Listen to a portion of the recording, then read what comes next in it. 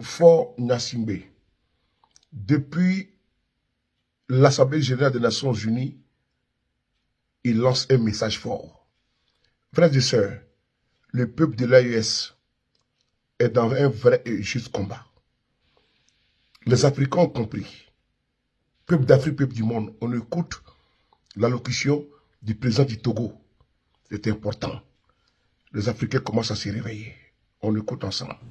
Monsieur le secrétaire général des Nations Unies, distingués invités, mesdames et messieurs, l'histoire des Nations Unies est celle de la confiance dans des réponses collectives aux crises les plus graves.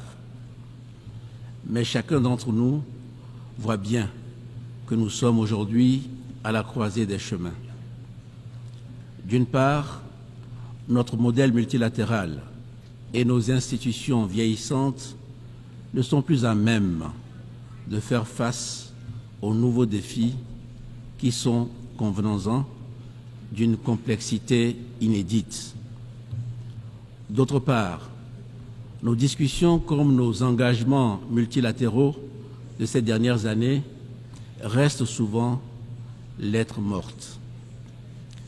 C'est pourquoi il y a de réelles raisons d'être inquiet quand on regarde l'avenir. Inquiet pour le futur de notre planète qui est traversée par des crises complexes. Inquiet pour le futur de notre jeunesse, au vu des défis dont elle hérite, et je pense bien sûr d'abord aux défis environnementaux. Inquiet enfin pour le futur de nos institutions qui ne sont pas adaptées aux réalités contemporaines et qui ne remplissent plus leurs promesses. Nous n'avons donc pas le choix. Nous ne pouvons pas persister dans des systèmes qui peinent à tenir leurs promesses et qui ne reflètent plus les réalités du monde. Nous devons nous engager dans une transformation. C'est pourquoi je me présente devant vous aujourd'hui avec une conviction et une vision claire pour l'avenir. Ma conviction, c'est que notre chemin est possible. C'est un chemin où la coopération internationale se revitalise en se faisant plus inclusive et plus respectueuse. Ma vision, c'est celle d'une Afrique qui prend pleinement son rôle de partenaire stratégique dans la construction de nouvelles règles de régulation planétaire. Ma première observation est que mon pays, le Togo, regarde vers l'avenir avec espoir et détermination.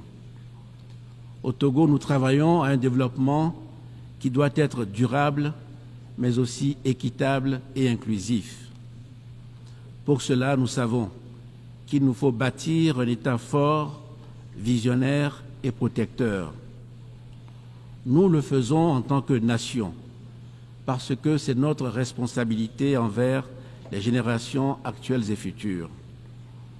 Cela passe par des investissements massifs dans nos systèmes d'éducation et de santé. Cela passe par la réduction de la fracture numérique. Cela passe aussi par notre engagement dans la transition écologique comme par notre action en faveur de l'égalité de genre. Ma deuxième observation, c'est que regarder vers l'avenir aujourd'hui, c'est regarder vers l'Afrique. Notre continent n'est plus seulement une région en développement, c'est tout simplement le prochain moteur de la croissance mondiale.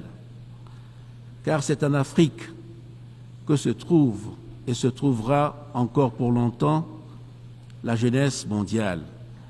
C'est là que se trouvera le potentiel de développement le plus fort pour les marchés émergents liés à l'innovation technologique et à l'entrepreneuriat.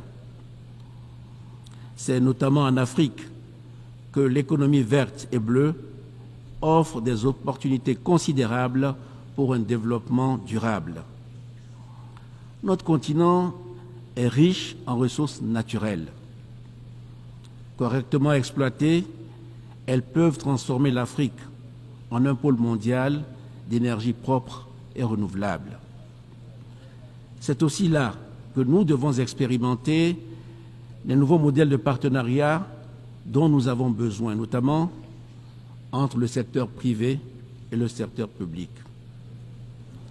Ma troisième observation, c'est que la réponse aux défis de notre temps suppose une coopération multilatérale efficace.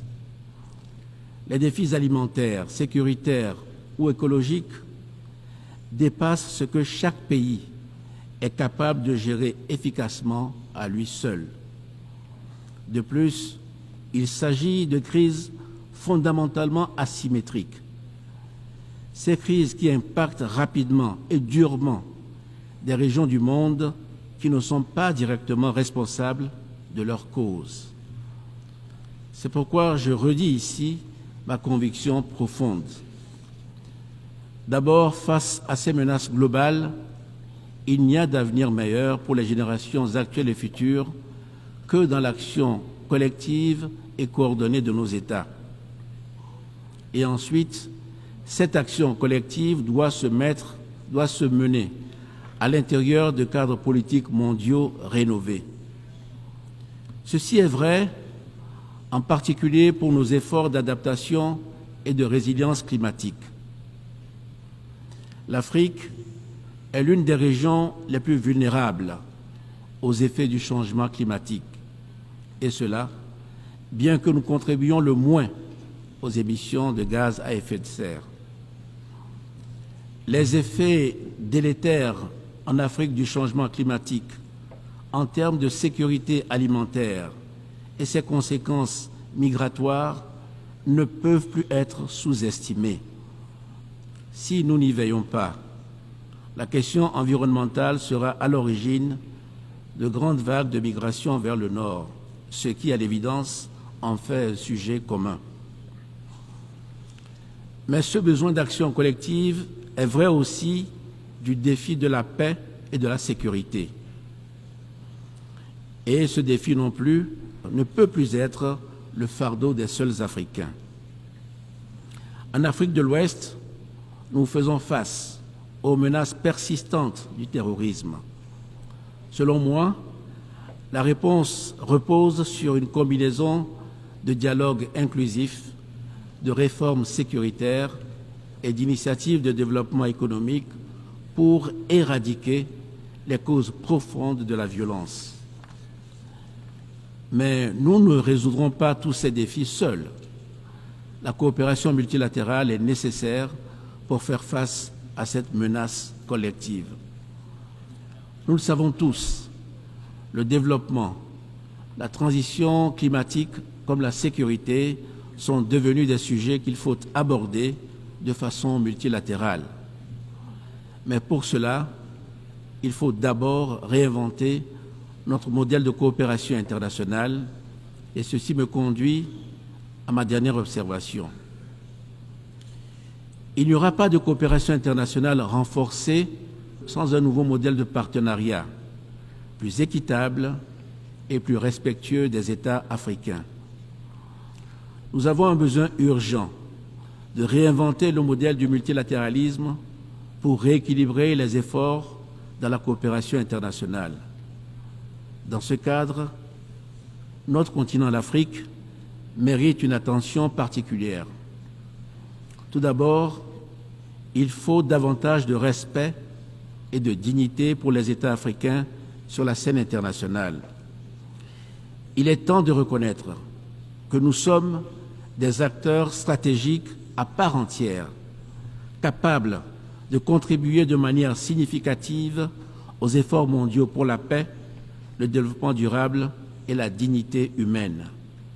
Le respect de la dignité humaine n'est pas seulement un principe qui doit guider l'ensemble de nos actions quotidiennes à l'intérieur de nos frontières.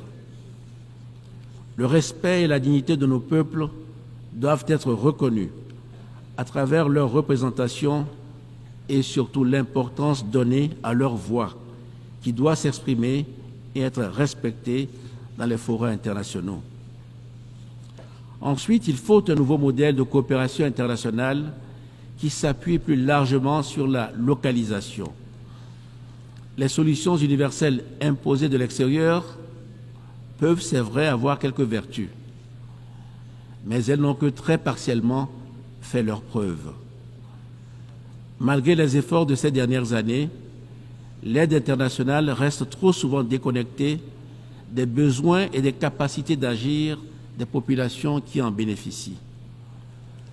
La localisation doit être un engagement profond à reconnaître l'expertise locale en permettant aux États de jouer leur rôle dans la définition des priorités et la mise en œuvre des programmes. Le Togo est résolu à être un acteur de premier plan dans cette transformation.